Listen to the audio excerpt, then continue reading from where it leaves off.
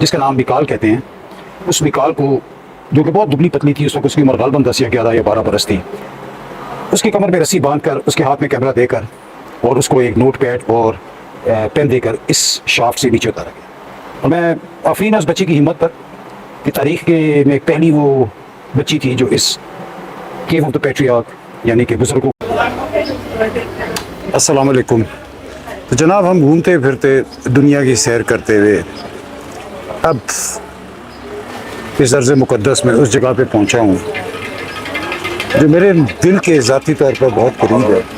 شاید تمام ابراہیمی ادیان والوں کے عقیدت کا شہر، ابراہیمی ادیان کا شہر ہیبرون، جسے عربی میں الخلیل کہتے ہیں، سیدنا ابراہیم علیہ السلام کا شہر،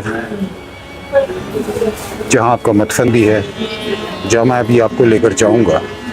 اس وقت میں کوئی ٹریفک بہت زیادہ تھی، ہمیں یہاں پہنچتے ہوئے بہت ٹائم لگ گیا. میں اس وقت میں آپ کو دکھاتا ہوں. یہ ہیبرون شہر، قدیم ہیبرون شہر، اس کا سینٹر. اور یہ شہر اتنا پرانا ہے کہ اس کی شاید تاریخ بیان کرنا ممکن نہ ہو. میں صرف اتنا عرض کر سکتا ہوں کہ جب حضرت ابراہیم علیہ السلام اس شہر میں آئے تو کہتے ہیں کہ انہوں نے حضرت اسحاق علیہ السلام کا ہاتھ پکڑا ہوا تھا، اور وہ شہر کی سیڑھیاں چڑھے تو حضرت اسحاق علیہ السلام نے ان سے پوچھا کہ بابا یہ شہر کتنا پرانا ہے؟ تو انہوں نے جواب دیا، بیٹا پتہ نہیں، لیکن بہت پرانا ہے.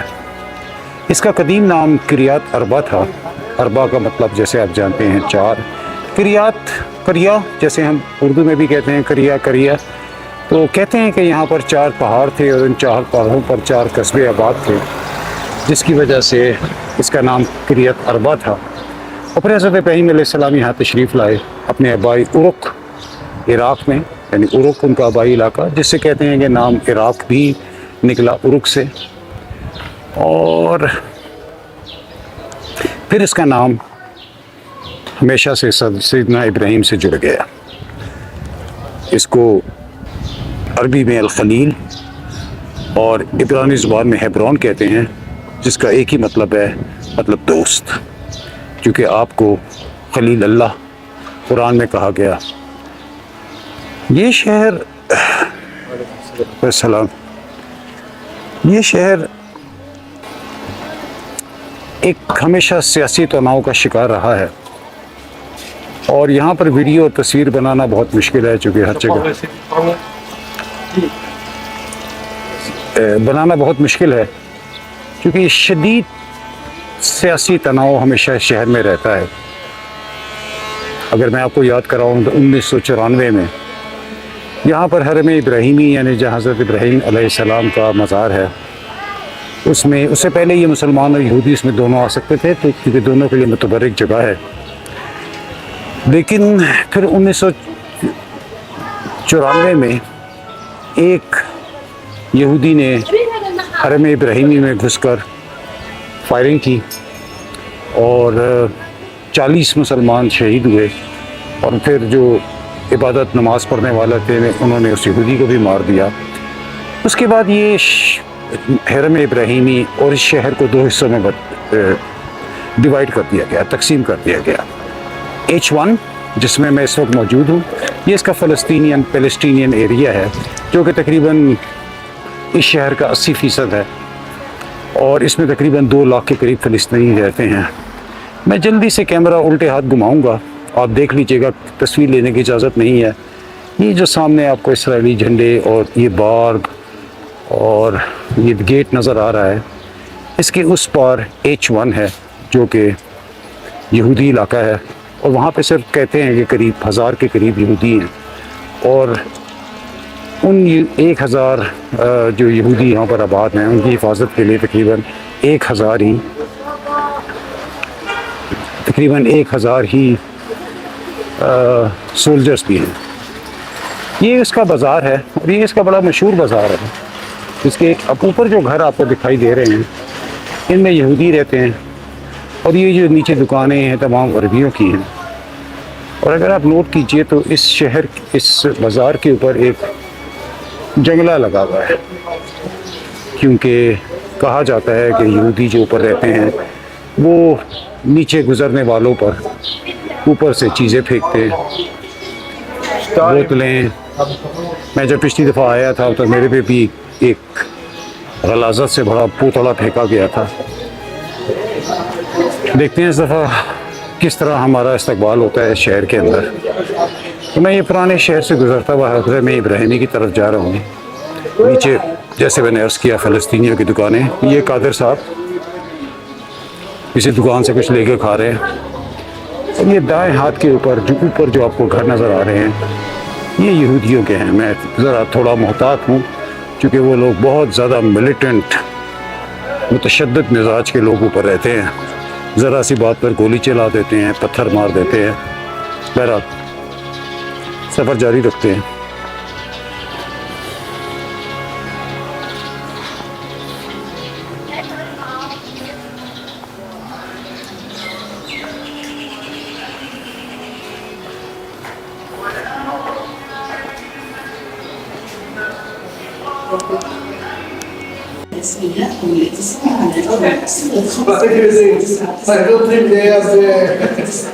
You never know. Thank God they have you see this one. You never know. No, I don't. I'm getting signals anymore. Iron Age, no, bronze. Canaanite. Canaanite. This is. एक आधे साहब अपनी पूरी मौज मस्ती के अंदर ये कहते हैं पहले चाय पीते हैं और उसके बाद फिर हरम इब्राहिमी चलते हैं। तो ये एक कदीम अरबी कैफ़े में हम चाय कॉफ़ी पीने रुके हैं, उसके बाद फिर सफ़र जारी रखते हैं। और कैफ़े में मौजूद तमाम जितने भी और लोग मौजूद हैं, कादिर साहब ने हर एक से गुफ्तगू, हंसी मजाक, ख़ास तौर पर ख़वातीन से करना इन पर लाजिम है।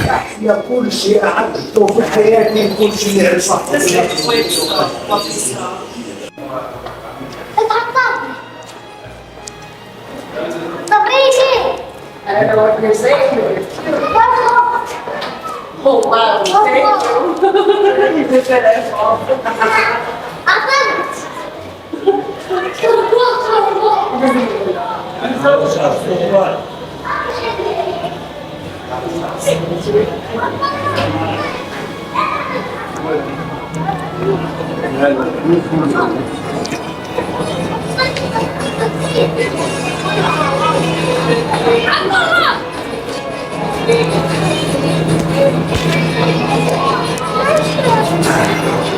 ये देखिए ऊपर दोबारा वो चादर तानी हुई है ऊपर से बचाव के लिए, फिर ऊपर से लोग फिर नीचे गलास्ते फेंकते हैं।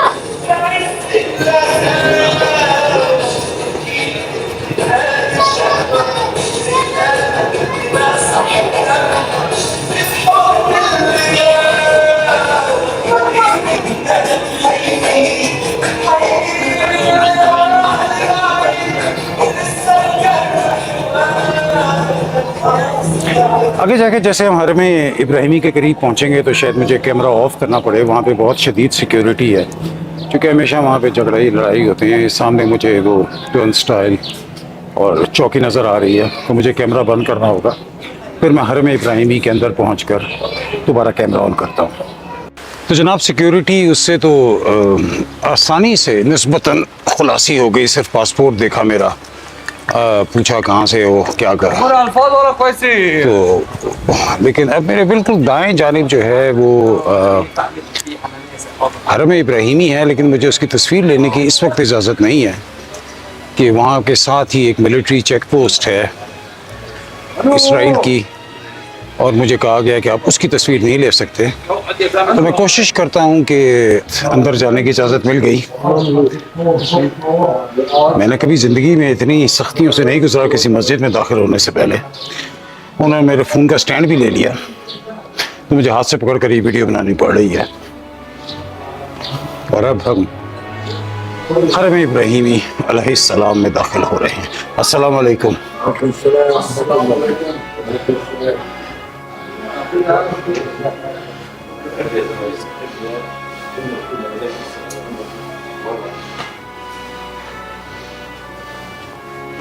15.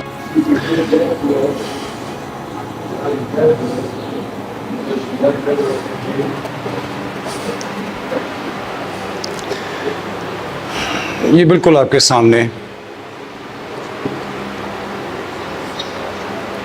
سیدنا سارہ رضی اللہ عنہ حضرت ابراہیم کی زوجہ، پہلی زوجہ، یہ ان کی قبر مبارک. اپنا سلام کہہ دیجئے.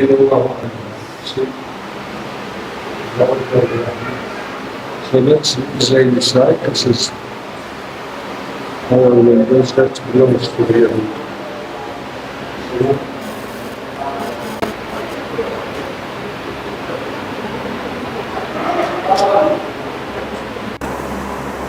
تو یہ آپ کے سامنے حرم ابراہیمی، اور اس حرم ابراہیمی کی ایک میں آپ کو مختصر سی تاریخ بتا دوں کہ کہا جاتا ہے کہ یہ حضرت ابراہیم علیہ السلام نے اپنی زندگی میں 40 سونے کے سکوں کے عوض یہ زمین جو زمانے کی پوری مارکیٹ ویلیو تھی خریدی تھی ایز اے دفن ہونے کی جگہ اپنے لیے اور اپنی آل اولاد.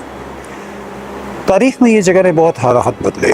کبھی یہ یہودیوں کے زیر تصرف رہی، کبھی عیسائیوں کے، اور کبھی مسلمانوں کے.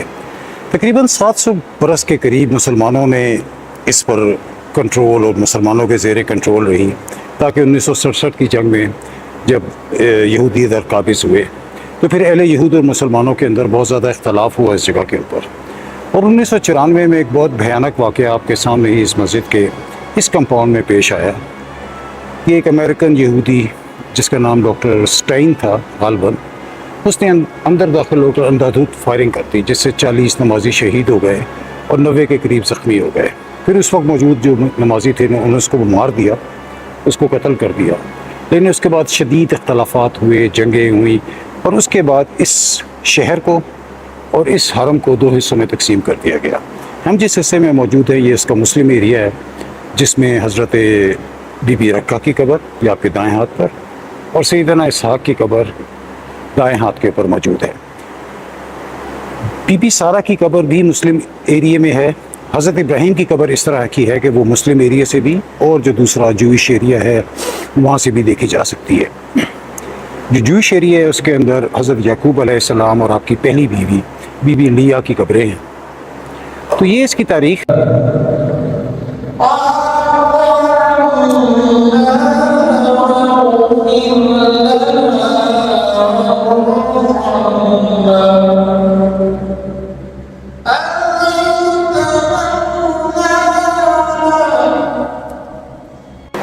یہ آپ کے سامنے قبر ہے زوجۃ النبی اسحاق علیہ السلام سیدتنا رفقہ رضی اللہ تعالی عنہ، بی بی رکہ کے نام سے جنہیں جانا جاتا ہے. یہ ان کا مزار مبارک ہے. یہ خاتون جائیں تو میں قریب جانے گی.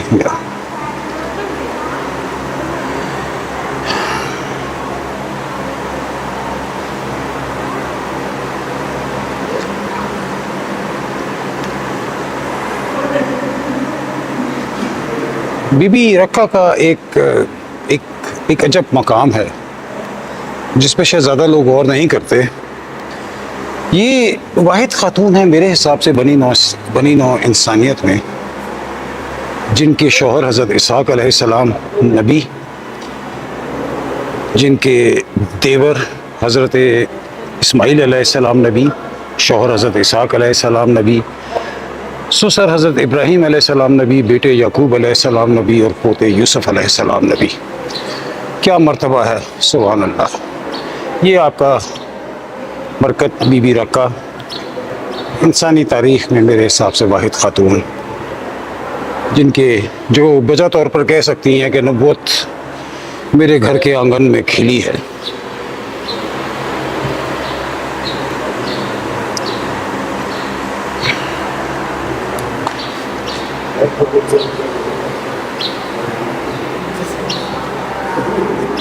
قادر اپنی نماز ادا کرتے ہوئے، اور ان سے متصل یہ قبر حضرت اسحاق علیہ السلام کی.